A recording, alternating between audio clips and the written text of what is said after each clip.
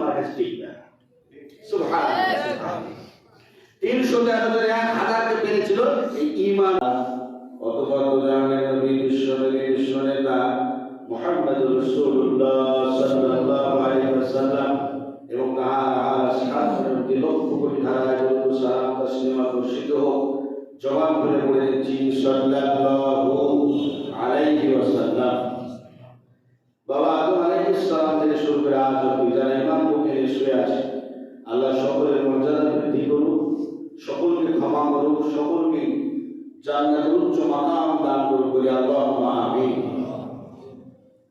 তাহলে আমরা আলোচনায় ছিলাম ধারাবাহিকভাবে কোন আমলগুলো করলে মুমিন বান্দা সফল হবে এবং কোন নিকৃষ্ট খারাপ আমলগুলো ছেড়ে দিলেও মুমিন বান্দা সফল হবে, সফল কাম হবে। সেই কথাগুলো আমরা বলছিলাম, আলোচনা করছিলাম। সেই ধারাবাহিকতা আজ কিছু কথা বলার চেষ্টা করছি। ওমা তাওফীকি ইল্লা বিল্লাহ। প্রথমে খেয়াল করতে হবে যে আল্লাহ তাআলা যে কোনো বিষয় আমরা যখন মনস্থির করি, নিয়ত করি, এই নিয়তের মধ্যে যদি আল্লাহর প্রতি ভরসা রাখি, আইদা আযানতা ফাতাওয়াক্কাল আলাল্লাহ। আল্লাহ তাআলা বলেন বান্দা যখন তুমি কোনো বিষয়ে মনস্থির করো, নিয়ত করো, যদি আমি আল্লাহর প্রতি পূর্ণ ভরসা করতে পারো তাহলে তুমি সফল হবে। সুবহানাল্লাহ।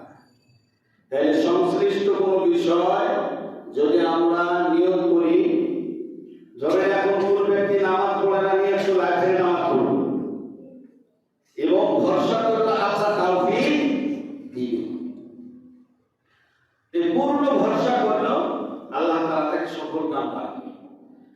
আর কোন বিষয়ে একটা ব্যবসা নিয়ত করলেন, ব্যবসা নিয়ত করার পরে হালাল ভাবে ব্যবসা করার ইচ্ছা এবং মনকে স্থির করলো, নিয়ত করলো যে অবশ্যই আল্লাহ তাআলা আমার এখানে সফলতা দান করবেন। এই নিয়ত করার পরে ব্যবসা শুরু করলেন, নিয়ত করার পরে নামাজ শুরু করলেন, নিয়ত করার পরে যে কোনো ভালো বিষয়গুলো শুরু করলেন। শুরু করার পরে রেজাল্ট একটা আসবে, নাকি বলে হয় ভালো অথবা মন্দ, একটা রেজাল্ট আসবে। এই রেজাল্টের উপর আবার কি করবে বান্দা? রাজি আর খুশি থাকবে। কি থাকবে? রাজি আর খুশি থাকবে। কারণ আসছে কার পক্ষ থেকে? আল্লাহর পক্ষ থেকে এসেছে। আল্লাহর পক্ষ থেকে যখন এসেছে তখন আমি বান্দা হিসেবে এই আল্লাহর ফয়সালার উপর রাজি। বান্দা যখন রাজি থাকবে তখন আল্লাহ বলছে আমার ওই বান্দা সফল না। সুবহানাল্লাহ। তাহলে দুটো বিষয়, কোন নিয়ত মনে স্থির করলে প্রথম ভরসা করতে পারবো আল্লাহর পূর্ণ ভরসা করতে হবে। আর কাজটা সমাধান হয়ে গেলে আল্লাহ যে রেজাল্ট দেয়, ফলাফল দেয়, ফয়সালা করে, এই ফয়সালার মধ্যে আমি আর আপনি বান্দা হিসেবে মেনে নিতে হবে। যদি মেনে নাও নি, উপায় কি আছে আমাদের? যেটা হওয়ার চাকরি দিতে হবে, এই জন্য মেনে নিতে হবে। যদি মেনে নেই তাহলে আল্লাহ বলছেন তুমি বান্দার সফলতা। সুবহানাল্লাহ। আল্লাহ তাআলা সূরা নূরের 52 নম্বর আয়াতে বলেন ওয়া মান ইউতি'ইল্লাহা ওয়া রাসূলাহু ওয়া ইয়াখশাল্লাহা ওয়া ইয়াত্তাকি ফাউলাইকা হুমুল ফাইজুন। এর চারটি বিষয় আল্লাহ বলেছেন। ওয়া মান ইউতি'ইল্লাহা ওয়া রাসূলাহু ওয়া ইয়াখশাল্লাহা ওয়া ইয়াত্তাকি ফাউলাইকা হুমুল ফাইজুন। যারা আল্লাহর হুকুমের প্রতি, আল্লাহর ফরজিয়াতের প্রতি পাবন্দি করে, আমল করে, আনুগত্য করে, ওয়া রাসূলুহু রাসূলুল্লাহর সুন্নাহর প্রতি, আদেশের প্রতি আদেশ, নিষেধকে বর্জন করে, আনুগত্য করে, আমল করে, মেনে নেয়। ওয়া ইয়াখশাল্লাহ, আর আল্লাহর ভয়ে তাওবা করে, ইস্তিগফার করে, অতীতের গুনাহ করে। কোন গুনাহ করে? অতীতের গুনাহের ব্যাপারে বারবার তাওবা করে, ইস্তিগফার করে, মাপ চায়, ক্ষমা চায় আল্লাহর কাছে। ওয়া ইয়াত্তাকি, আর ভবিষ্যতের ব্যাপারে বান্দা আল্লাহর কাছে আশা পোষণ করে ভালোটা এবং ভয়ে হারামকে ছেড়ে দেয়, হালালের পাবন্দি করে। এই চারটি বিষয় যে মানে নেয় ফাউলাইকা হুমুল ফাইজুন। আল্লাহ তাআলা বলে এই চারটি বিষয় যারা আমল করে মানে নেয়, নিজের জীবনের সাথে আমল করতে থাকা, আমি আল্লাহ ওই বান্দাকে সফল কাম করে দিব। সুবহানাল্লাহ। প্রয়োজন একটু নোট রাখবেন, তাহলে কি হবে পরবর্তীতে দেখা হবে। ভরসাটা বেশি আসে, বিশ্বাস বেশি আসবে। সূরাতুন নূর আয়াত নম্বর 52। হযরত ওমর রাদিয়াল্লাহু তাআলা মসজিদে নববীতে আলোচনা করছেন দণ্ডায়মান। এই সময়ে জৈনক ব্যক্তি রুমি, নাম কি? রুমি। এই জৈনক ব্যক্তি হঠাৎ করে মসজিদের সামনে এসে পড়তে লাগলেন, বলেন আশহাদু আল্লা ইলাহা ইল্লাল্লাহু ওয়া আশহাদু আন্না মুহাম্মাদান আবদুহু ওয়া রাসূলুহু। পড়তে থাকে, পড়তেই আছে। হযরত ওমর রাদিয়াল্লাহু তাআলা বললেন, ব্যাপার কি, কারণ কি? বলছে, আমিরুল মুমিনিন, আমি সত্য জানতে পারলাম এক কয়েদির মুখ থেকে যে একটা আয়াত, কোরআনে কারিমের ছোট্ট একটা আয়াত, এর মধ্যে পূর্বের সকল নবীদের কিতাবের মূল বিষয়গুলি আয়াতের মধ্যে সন্নিবেশিত আছে। সুবহানাল্লাহ। চিন্তা করেন, চারটা মাত্র কথা। এই চারটে শব্দের মধ্যে, চার কথার মধ্যে পূর্বের সকল নবীদের যত কিতাব ছিল আসমানি গ্রন্থ, এই আসমানি গ্রন্থের মূল বিষয়গুলো এই আয়াতের মধ্যে সন্নিবেশিত আছে। সুবহানাল্লাহ, সুবহানাল্লাহ। ওমর রাদিয়াল্লাহু তাআলা বললেন, আয়াতটা কি? আয়াতটা হলো, তিনি বললেন, ওমাইয়ুতি আল্লাহ ওয়া রাসূলাহু ওয়া ইয়াখশাল্লাহ ওয়া ইয়াত্তাকি ফাউলাইকা হুমুল ফাইজুন। আমি অনেক তাওরাত, জবুর, ইনজিল পাঠ করেছি। এগুলা থেকে আমার একটা ধারণা আছে, জ্ঞান আছে, বিশ্বাস আছে। কিন্তু যখন কয়েদের মুখ থেকে আয়াতটা শুনলাম, তখন আমার নিশ্চিত বিশ্বাস হয়ে গেছে যে এটা আল্লাহ তাআলার পয়গাম, আল্লাহ তাআলার কালাম। সুবহানাল্লাহ। জৈন ব্যক্তি বলছে যে আমি মুসলমান হয়ে গেছি, এই জন্য এটা পাঠ করছি, কালিমা শাহাদাত পাঠ করছি। কেন? আমি মুসলমান হয়ে গেছি, আমার ভরসা চলে এসেছে, আমার বিশ্বাস চলে এসেছে আয়াতের প্রতি, আমি মুসলমান হয়ে গেছি। সুবহানাল্লাহ। তো মুসলমানরা কারণ তুমি কি দেখে, এই আয়াতে কি দেখে? ওই জৈন ব্যক্তি তাফসীর করছে। সুবহানাল্লাহ। জৈন ব্যক্তি ও জমায়েতে আল্লাহ, যারা আল্লাহর ফরজিয়াত বিষয়গুলোর মধ্যে আমল করে, সাথে লাগা থাকে কতদিন? মৃত্যু পর্যন্ত। ও রাসূলুহু, রাসূলুল্লাহর সুন্নাহর মধ্যে আমল থাকে, আঁকড়ে ধরে আমল করতে থাকে। ওয়া ইয়াশাল্লাহ, পিছনের গুনাহ থেকে তাওবার মাধ্যমে, ইস্তিগফারের মাধ্যমে ক্ষমা চায় আল্লাহর কাছে। ওয়া ইয়াত্তাকি, আর আল্লাহর ভয় হারাম বিষয় ছেড়ে দেয়, হালালের পাবন্দিদের, হালালগুলোকে ধরার চেষ্টা করে, আঁকড়ে ধরে। ফাউলাইকা হুমুল ফাইজুন, আল্লাহ তাদেরকেই সফলকাম বানায়। সুবহানাল্লাহ। ওমর রাদিয়াল্লাহু তাআলা বললেন, আমি রাসূলুল্লাহর মুখ থেকে যে কথাগুলো শুনতাম, এই কথাগুলোর সাথে মিলে যায়। সুবহানাল্লাহ। মিলে যায়। কেন? রাসূলুল্লাহ বলতেন, আমার কাছে যা নাযিল হয়েছে সুদূর প্রসারী কথা, এই কথাগুলো অল্প অল্প কথা, ব্যাখ্যা বিশ্লেষণ অধিক মাত্রায় অর্থবোধক কথা, অনেক বিশাল কিছু বোঝায়। সুবহানাল্লাহ, সুবহানাল্লাহ, সুবহানাল্লাহ। তাই এই আয়াতের চারটি বিষয় শিখতে হবে, বুঝে নিতে হবে। এক নম্বর বিষয় আল্লাহর ফরজিয়াতের আমল করা, দুই নম্বর বিষয় রাসূলুল্লাহর সুন্নাহকে আঁকড়ে ধরা, তিন নম্বর বিষয় আমরা সবাই গুনাহগার, কম বেশি নাকি বলেন, এই গুনাহ থেকে ইস্তিগফার করা, বারবার তাওবার মাধ্যমে ক্ষমা চাওয়া আল্লাহর কাছে। কতদিন? মৃত্যু। চাইতেই থাকতে হবে, চাইতেই থাকতে হবে।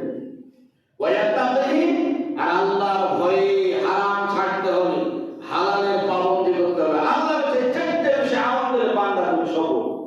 সুবহানাল্লাহ। আল্লাহ আমাদেরকে সফল হওয়ার তৌফিক দান করো, এই চার কথার মধ্যে আমল করার তৌফিক দান করো। বলে আল্লাহুম্মা আমিন। আল্লাহ তাআলা সূরা মায়েদা 90 নম্বর আয়াতে বলেন, ইয়া আইয়ুহাল্লাযীনা আমানু ইন্নামাল খামরু ওয়াল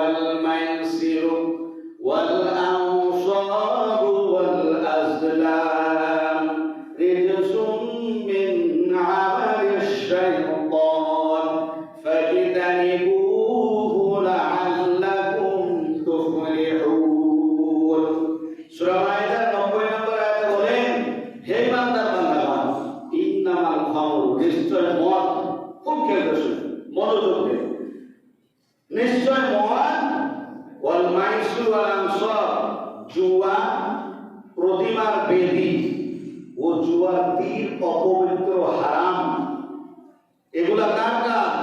শয়তানের কাজ। নিশ্চয় মদ, জুয়া, প্রতিমার বেদী ও জুয়া, অপবিত্র তীর, অপবিত্র শয়তানের কাজ, এই চারটা কাজ হারাম, শয়তানের কাজ। সুতরাং এসব পরিহার করো যাতে তোমরা সফলতা অর্জন করতে পারো। সুবহানাল্লাহ। তাহলে যারা এই চার কাজে অভ্যস্ত, আল্লাহ বলেন বান্দা যদি ছেড়ে দিতে পারো, তাওবা করতে পারো, আমি তোমাকে সফল কাম বানাবো। সুবহানাল্লাহ, সুবহানাল্লাহ। আমি শুরুতে বলেছি যে আমলগুলো করলে সফল হওয়া যায়, আবার কিছু নির্দিষ্ট আমল আছে ছেড়ে দিলেও সফল কাম হয়। সুবহানাল্লাহ, সুবহানাল্লাহ। তাহলে এখানে বলছেন মদ, জুয়া, প্রতিমার বেদী, এই বিষয়টা একটু ব্যাখ্যা করতে হবে। এটা হলো তদানীন্তন সময় জাহিলিয়াতের যুগের মানুষেরা ধরেন একটা গরু জবাই করলো, এই জবাই করার পরে প্রত্যেকটা অঙ্গ প্রত্যঙ্গের নাম তীরের আগায় লিখত, কিছুতে লিখে তীরের আগে বাঁধার পরে এই ভাগ্য নির্ধারণ করে ছুটত, নাম ছুটিয়ে নাম ছুটে ছাড়। আবার কিছু কিছু তীরের গায়ে কিছুই লেখা থাকে, মানে লটারিতে কিছু লিখবে, এটা কিছুই লেখা থাকতো। তো যার যে অঙ্গ প্রত্যঙ্গের নাম হতো সে সেটা পেত, আর যেটাতে কিছুই লেখা নেই সে কোনো বস্তুই পেত না। নাউজুবিল্লাহ, এটা কি ইনসাফ হবে? এই জন্য আল্লাহ বলছে এই চারটা মদ, জুয়া, প্রতিমার বেদী, তীর নিক্ষেপ করা, ভাগ্য নির্ধারণ করা, এগুলো হচ্ছে অপবিত্র হারাম কাজ, এগুলো শয়তানের কাজ। এখন দেখেন এই চার কাজে হারামখোর যারা, খারাপখোর যারা, হারাম কামাই করে যারা, এগুলো তো প্রতিযোগিতা করছে, মত্ত হয়ে পড়েছে, ঠিক না? ঠিক না? এই খেলাটাতে দেখেন কত কোটি কোটি কোটি টাকা, মিলিয়ন বিলিয়ন টাকা বের করছে, পাগল হয়ে আছে। অথচ আল্লাহ হারাম, মক্করের শাস্তির ব্যাপারে বলতে পারে একটা খালি শোনায়। কিতাবে দেখলাম যারা মদ খাওয়ায় অভ্যস্ত, মরণের আগে তাওবা যদি নসিব না হয়, জাহান্নামে আল্লাহ তাআলা তাদেরকে মহিলাদের চৈলাঙ্গের নাপাক রক্ত পুঁজ খাওয়াবে, নাউজুবিল্লাহ, বাধ্য করবে। এবং জাহান্নামের যত শাস্তি আছে সকল শাস্তির মধ্যে এই শাস্তিটা নির্দিষ্ট, জাহান্নামীরা এই অপবিত্র রক্তের কারণে, পুঁজের কারণে বেশি কষ্ট অনুভব করবে। নাউজুবিল্লাহ, চিন্তা করা যায়? দুর্গন্ধে এত কষ্ট পাবে, এই রক্তের ব্যাপারে বেশি কষ্ট হবে। কাদেরকে শাস্তি দিবে? মদখোরকে, নেশাখোর। শুধু মদখোরীরা যারা নেশায় অভ্যস্ত, সকল নেশাখোরীরা খাও। নাউজুবিল্লাহ, নাউজুবিল্লাহ। সে খেতে চাইবে না, কিন্তু তাকে বাধ্য করা হবে। এই জন্য আল্লাহ বলেন বান্দার এই চারটা কাজ ছেড়ে দাও, শয়তানের কাজ, হারাম কাজ, অপবিত্র কাজ, মদ খাওয়া, জুয়া খেলা, প্রতিমার বেদী, এগুলা নির্ধারণ করা, ভাগ্য নির্ধারণ করা, এগুলা খেল তামাশায়, খেলাধুলা, এগুলা হচ্ছে শয়তানের কাজ, এগুলা তোমরা ছেড়ে দাও। রিজসুম মিন আমালি শাইতান ফাজতানিবুহু লাআল্লাকুম তুফলিহুন। আল্লাহ বলে বান্দা যদি ছেড়ে দিতে পারো, আমি আল্লাহ তাআলা তোমাকে সফল কাম বানাবো। সুবহানাল্লাহ। আমরা যদি এই কাজগুলো ছেড়ে দিই, চারটা কাজ, সফল করবেন কে? বিশ্বাস হয়? এই বিশ্বাস করে যদি কারো মধ্যে অভ্যাস থাকে, তাও আমাদের অবশ্যই আমরা এই চারটা কাজ ছেড়ে দেব। এবং আমরা আমাদের নিকট আত্মীয় যারা আছেন, যদি কেউ ব্যস্ত হয়ে যাবে, দিক থেকে দোয়া করবো, দাওয়াত দেব, দোয়া করবো, দাওয়াত দেব যেন ওই ভাইরা এই কাজে হারাম ছেড়ে দিতে পারে। আল্লাহ আমাদের সকল আত্মীয় স্বজন যারা ব্যস্ত আছে, এই হারাম কাজ, জঘন্য কাজ, শয়তানি কাজ, এই অপবিত্র কাজ থেকে ছেড়ে আসার, তাওবা করার, ফিরে আসার, প্রত্যাবর্তন করার তৌফিক দান করুন বলে আল্লাহ আমিন। সূরা আল-জাসিয়াত 30 নম্বর আয়াত। আল্লাহ তাআলা বলেন ফাআম্মাল্লাযীনা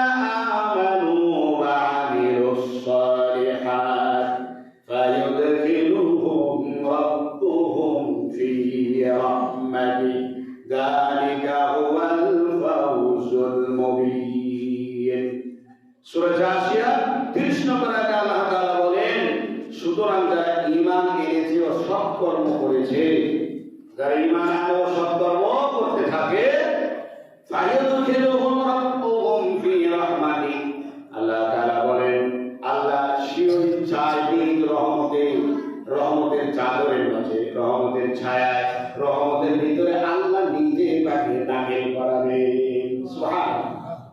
তাহলে যারা ঈমান আনে, মূল বিষয়গুলোর প্রতি ঈমান আনে আর আমল সালিহ করতে থাকে, সৎ কাজগুলো করতে থাকে, ফরজ বিধানগুলো মানতে থাকে, সুন্নাহগুলো মানতে থাকে, যত ভালো ভালো কাজ আছে আমলগুলো করতে থাকে, আল্লাহ বলেন ফায়ুদখিলুহুম, প্রবেশ করাবো রাব্বুহুম ফি রাহমাতি, আল্লাহ নিজে ওই বান্দাগুলোকে নিজ রহমতের চাদরে, রহমতের মাঝে প্রবেশ করাবেন।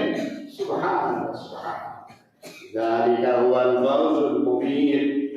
আল্লাহ তাআলা বলেন এটা আমার ওই বান্দার জন্য সুস্পষ্ট সফলতা, বিজয়। সুবহানাল্লাহ, সুবহানাল্লাহ। আল্লাহ বলেন যদি ঈমান আনা যায়, আমল সালেহ করা যায় সঠিকভাবে,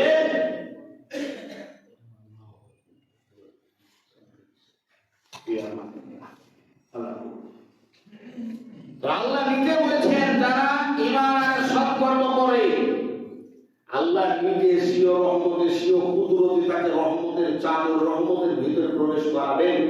আচ্ছা, আল্লাহ যদি কোনো বান্দাকে রহমতের ভিতরে প্রবেশ করায়, নিজে হেফাজত করে, গুনাহ মুক্ত করে, গুনাহতে যেতে দিবে না, আল্লাহ হেফাজত করবে এবং তাকে ভালো কাজের ব্যাপারে সহযোগিতা করবে। সুবহানাল্লাহ। হাদিস শরীফে রাসূলুল্লাহ বলেন যে বান্দা আল্লাহর হয়ে যায়, আল্লাহ তার হয়ে যায়। কিভাবে আল্লাহ বান্দার হয়ে যায়?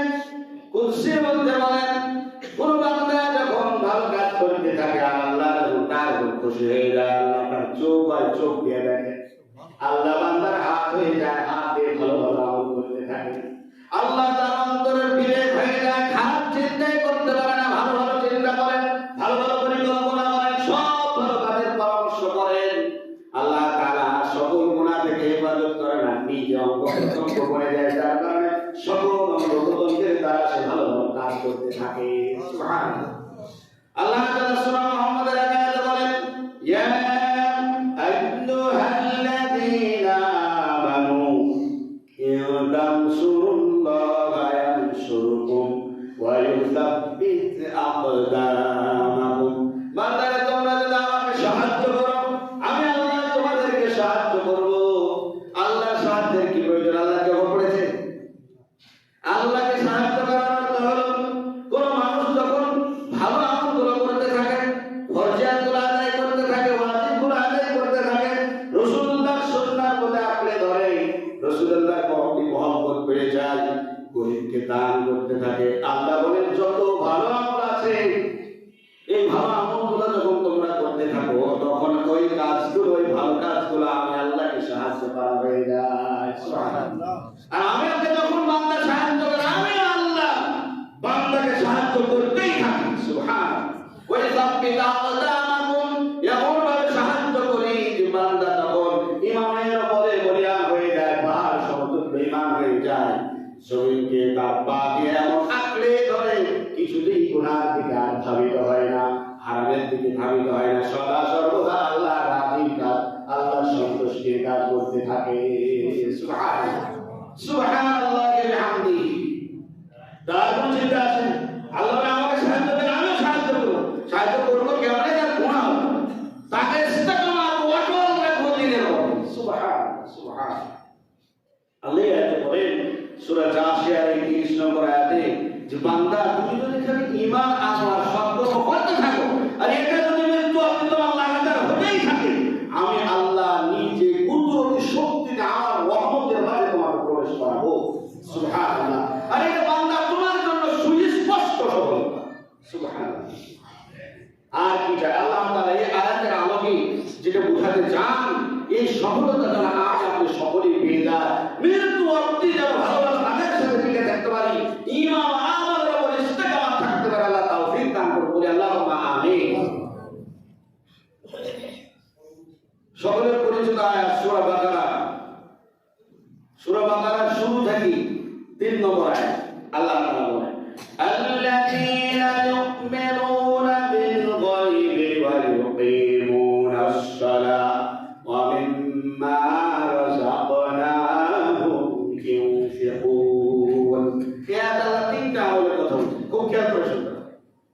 এই আয়াতগুলো তো আমাদেরকে খুঁজে খুঁজে বের করতে হয়, তাই না?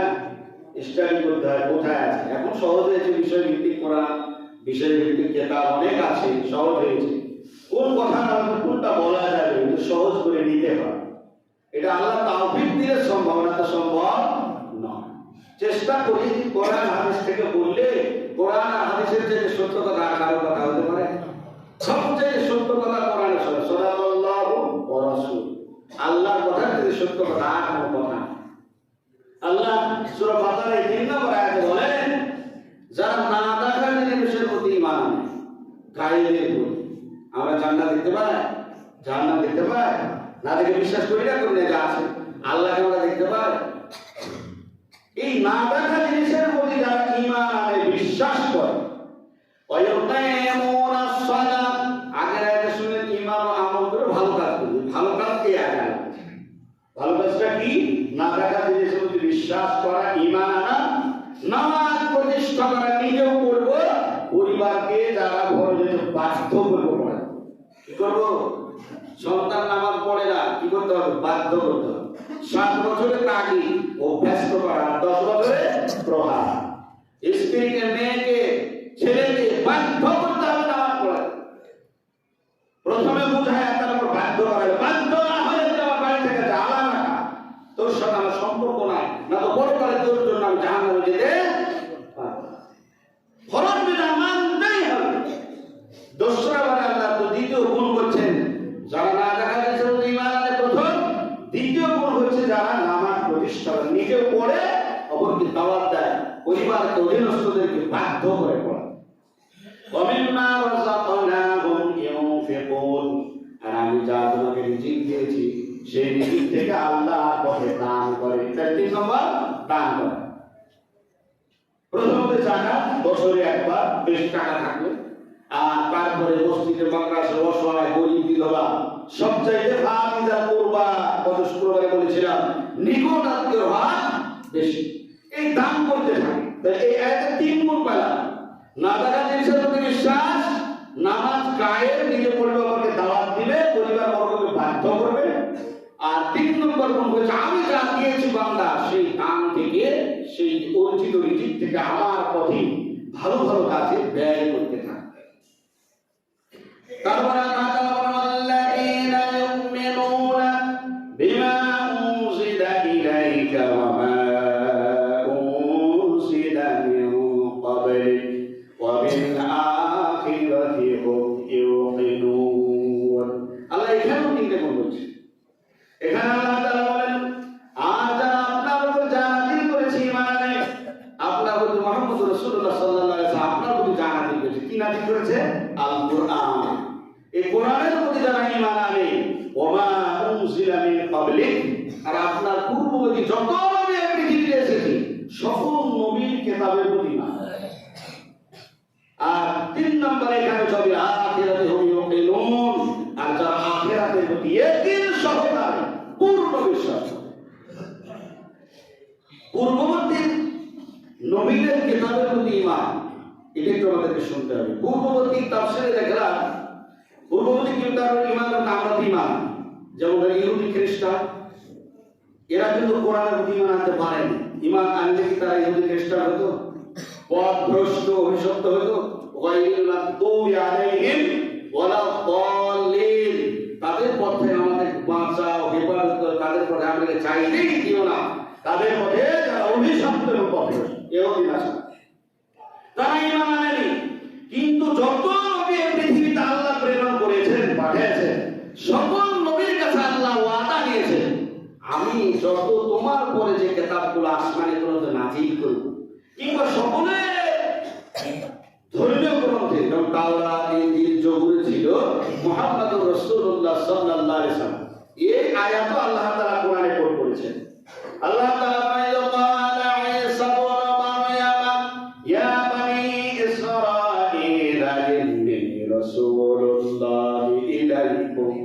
مصدقا لما بين يدي من التوراة ومبشرا برسول يأتي من بعد اسمه أحمد।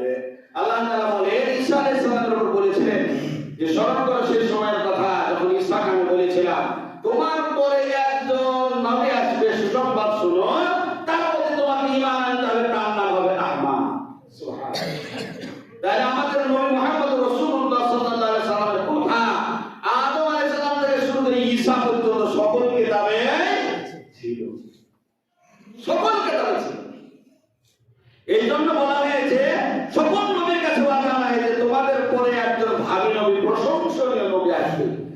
প্রতি তোমরা ঈমান আনবে? সকলেই বলেছে অবশ্যই।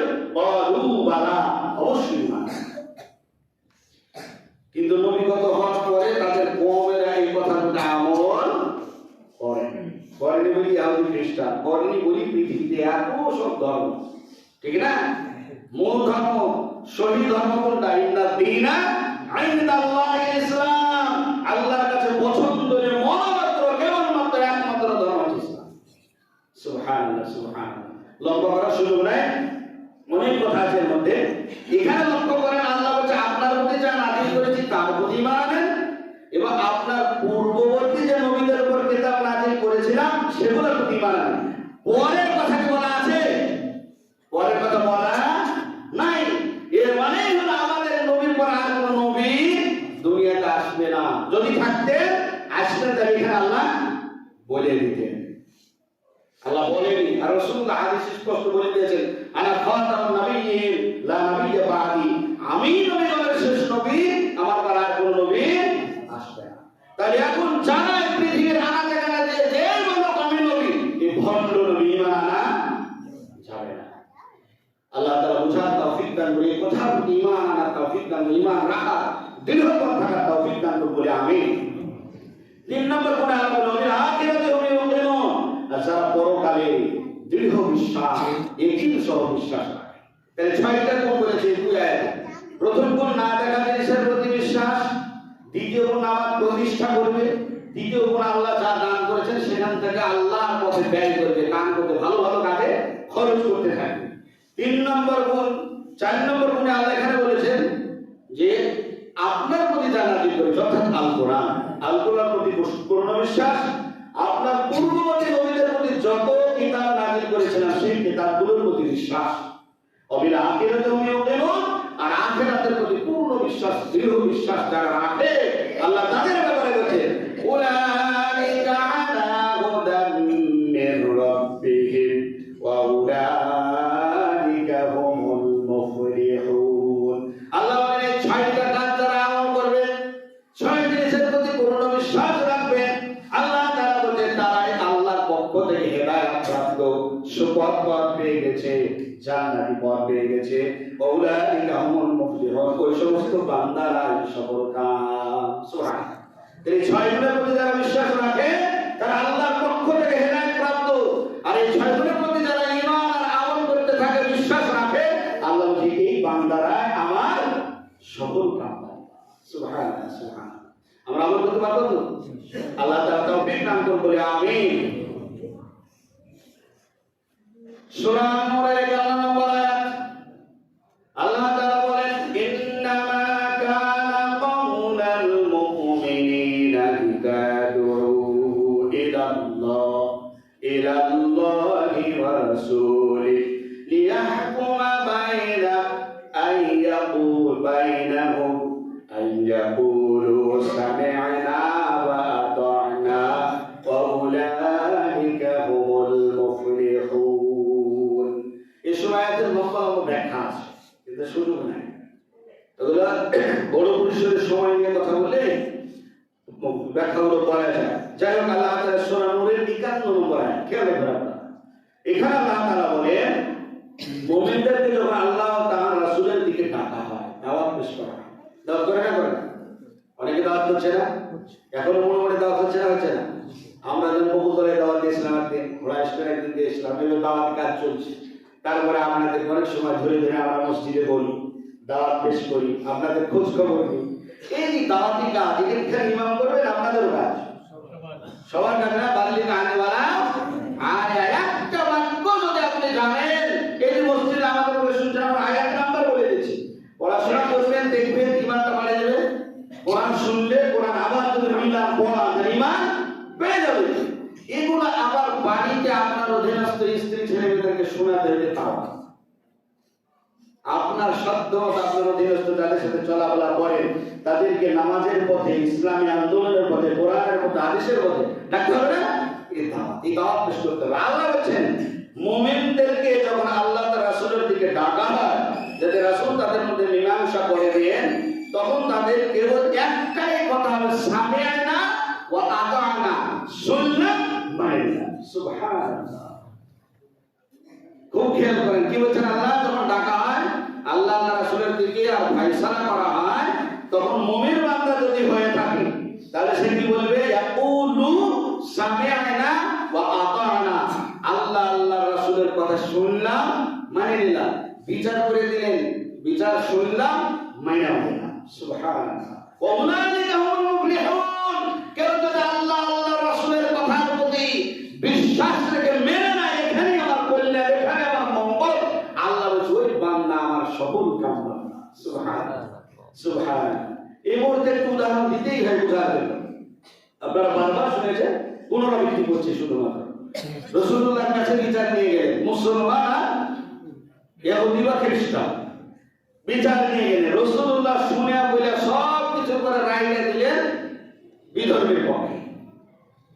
এখন বিধর্মী বলেছে আপনার খ্রিস্টান হতে পারে, ইহুদি হতে পারে, তো রায় দিলেন তার পক্ষে। মুসলমান না খুশি, আমি রাসূলুল্লাহর সাথে থাকি, নামাজ পড়ি, জিহাদে যাই, দান করি, ভালো ভালো কাজে লাগে থাকি, আর রাসূলুল্লাহ আমার পক্ষে রায়টা না দিয়ে বিধর্মীর পক্ষে দিলেন, ইহুদি নাসারাদের পক্ষে দিলেন, খ্রিস্টানের পক্ষে দিলেন বা ইহুদির পক্ষে দিলেন।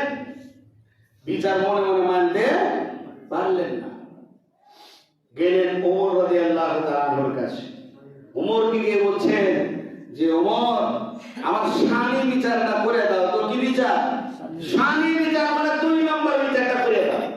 ওমর তো বুঝতে পারছে না, প্রথম বিচার কার কাছে করেছো? মুহাম্মদুর রাসূলুল্লাহ সাল্লাল্লাহু আলাইহি সাল্লাম। ওমর আর কথা না বাড়িয়ে ঘরে গেলেন, তরবারি নিয়ে আসলেন, গর্দান থেকে গর্দান উড়িয়ে দিলেন দেহ থেকে। রাসূলুল্লাহর বিচার যে মানতে না পারে, তার দেহ থেকে ঘাড়ে থাকার অধিকার নাই, তার দেহের মধ্যে ঘাড় থাকার অধিকার নাই। এইভাবেই শানি বিচার করে দিতে হয়। আল্লাহু আকবার। অর্থাৎ এখান থেকে বোঝা গেল আল্লাহ আল্লাহ রাসূলের ফয়সালা মানে নেওয়া প্রত্যেকটা মুসলমান ইমানদারের উপর ফরজ। ঠিক না? এটা যারা মানতে না পারবে তারা মুসলমান থাকে না। তাওবা ইস্তিগফার জরুরি। এখন বলেন বাংলাদেশের বয়স 53 বছর চলে। সারা পৃথিবীকে নিয়ে বলি, সারা পৃথিবীতে এই যে এতগুলো মুসলমান রাষ্ট্র, প্রায় 200 কোটির উপর মুসলমান লোক, এখন এতগুলো মুসলমান অধ্যুষিত দেশ, তারপরেও ফিলিস্তিন মার খায়, বিভিন্ন জায়গায় মার খায়।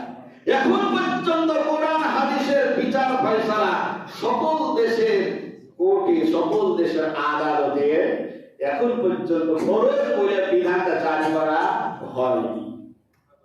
সবচাইতে বেশি মনে ধরেন সৌদি আরবে 1 নম্বর, আর বাংলাদেশে 2 নম্বরে আছে সংখ্যাগরিষ্ঠতার দিক দিয়ে। এতগুলো মুসলমান, তারপরে ষড়যন্ত্র চলছে। একজন আইনজীবীকে কিভাবে ইসকন সদস্য জমিদার করে আমার এত দুঃসাহস, বুকের পাটা কি করে হতে পারে বলেন? এটা এই জন্য হয়েছে আমাদের ইমানে ঘুম ধরেছে। ইমানে কি হয়েছে? ঘুম ধরেছে। আল্লামা সাইয়্যিদ রহমাতুল্লাহ আলাইহি একটা কথা বলতেন যে ইন্ডিয়া তুমি বড় হতে পারো, ভারত তুমি রাষ্ট্র হিসেবে বড় হতে পারো, তোমার অনেক কিছু থাকতে পারে, কিন্তু আমাদের ঈমান নামক একটা দৌলত আছে, ঈমান নামক একটা শক্তি আছে। মুসলমান যদি একবার কল্লা উঁচু করে ঈমানের উপরে বলিয়ান হয়ে যায়, তুমি কেন তোমার আরো গোষ্ঠী সহ মুসলমান টিকবে না। সুবহানাল্লাহ। 313,000 কে পেরেছিল এই ঈমানের বলের কারণে। এই ঈমানের উপর যদি আমরা বলিয়ান হই, তো পৃথিবীর কোন দুঃশাসন, পৃথিবীর কোন রক্তচক্ষু আমাদের দিকে রক্তচক্ষু দেখাতে পারবে না। আল্লাহ তাআলা বুঝার তৌফিক দান করুন, বলে আমিন। তাহলে রাসূলুল্লাহ এবং আল্লাহ আল্লাহ রাসূল কোন বিচার ফয়সালা, কোন দাওয়াত কাজে ডাকলে এবং একটা ফয়সালা যদি আল্লাহ আল্লাহ রাসূলের পক্ষ থেকে আসে, সেটা মানে না মুসলমানের উপর ফরজ। খালি শুধুমাত্র এতটুকু বলবেন সামি'না ওয়া আতা'না, সুন্নাত মানে না। সুবহানাল্লাহ। আল্লাহ এই সমস্ত বান্দাদেরকে বলছে সফল বান্দা। সুবহানাল্লাহি ওয়া বিহামদিহি। সময় আমার শেষ, অনেকগুলো আয়াত ছিল, শুধুমাত্র এবার দুনিয়া সম্পর্কে একটা আয়াত বলি।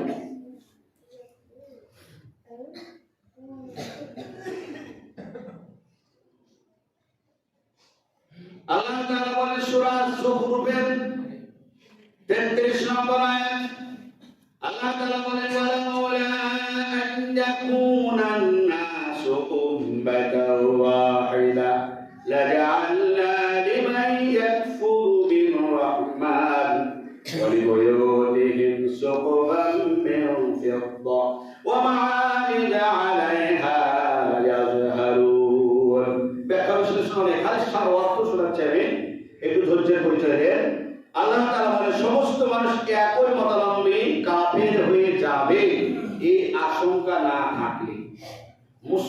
কাফের হয়ে যাবে সকল মানুষ, এই আশঙ্কা না থাকলে যারা দয়াময় আল্লাহকে অস্বীকার করে, কাফের অস্বীকার করে, তাদের ঘরের ছাদ আমি রৌপ্য দিয়ে বানিয়ে দিতাম।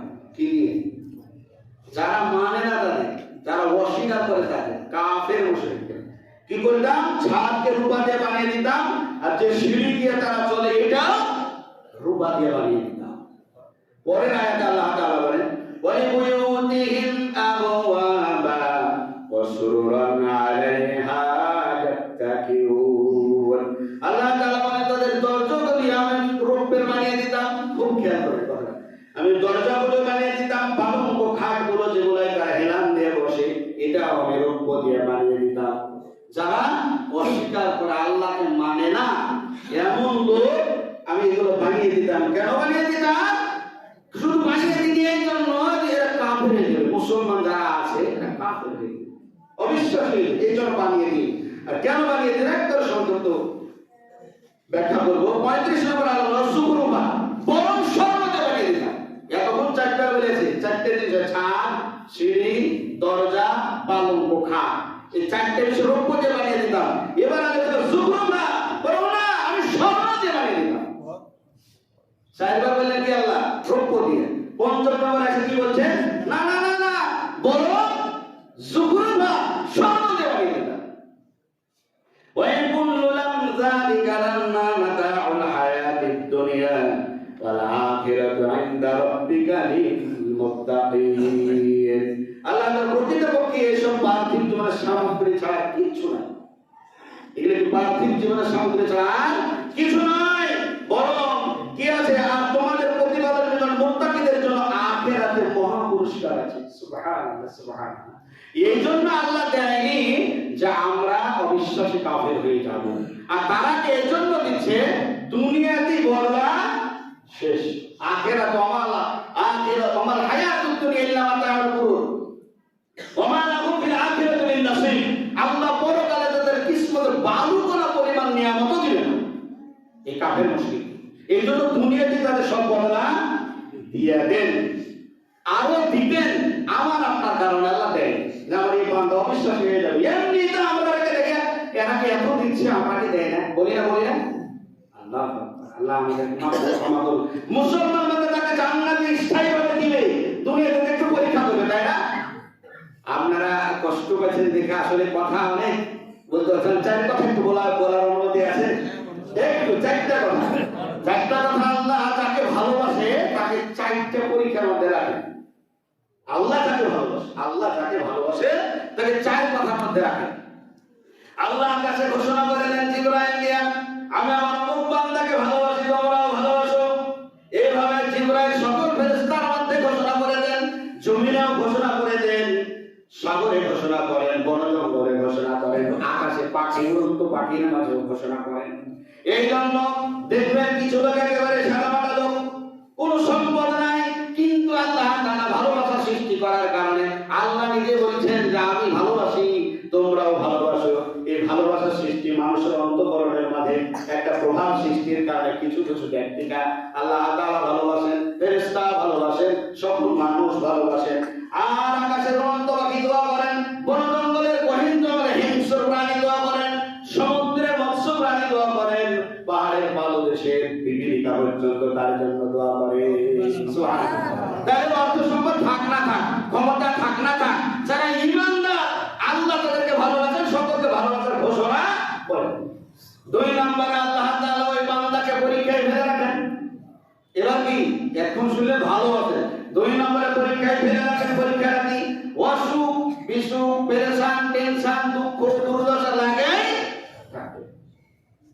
তাহলে 2 নম্বর যে বান্দাকে আল্লাহ ভালোবাসেন, আমাদের হতাশার কোনো কারণ নাই। অসুখ বিসুখে আমরা বলেছি আল্লাহ আমাকেই পায়, এরকম কথা বলা যাবে না। আমরা আপনার অসুখ লাগাই থাকবে, এটা আল্লাহর ভালোবাসা। সুবহানাল্লাহ, সুবহানাল্লাহ। তো আমরা দোয়া করব আল্লাহ আমাদের নিয়ামত দাও, সুস্থতার নিয়ামত দাও।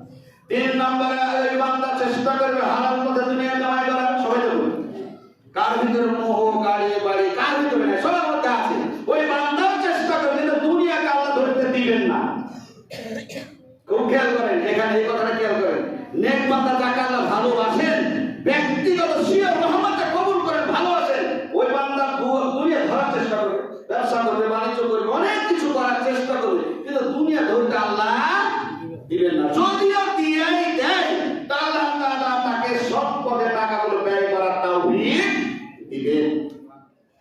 4 নম্বরে ওই বান্দাকে আল্লাহ তাআলা স্বীয় কুদরতে ইবাদতের সাথে ঈমান ও ইবাদতের সাথে লাগিয়ে রাখবে। সুবহানাল্লাহ। নামাজে শান্তি পাবে, তাআলা শান্তি পাবে, ভালো ভালো কাজ করতে থাকবে, নিজে ধরে রাখবে।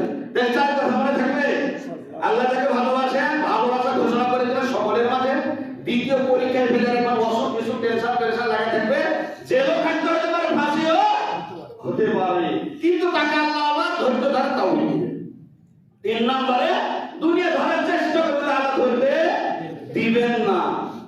আর যদিও কোনো রকম কিছু দেয় বরকত আর হালাল পথে, তাহলে উত্তম পথে ভালো ভালো কাজে সন্তুষ্টির কাজে খরচ করার তাওফিক দিবেন।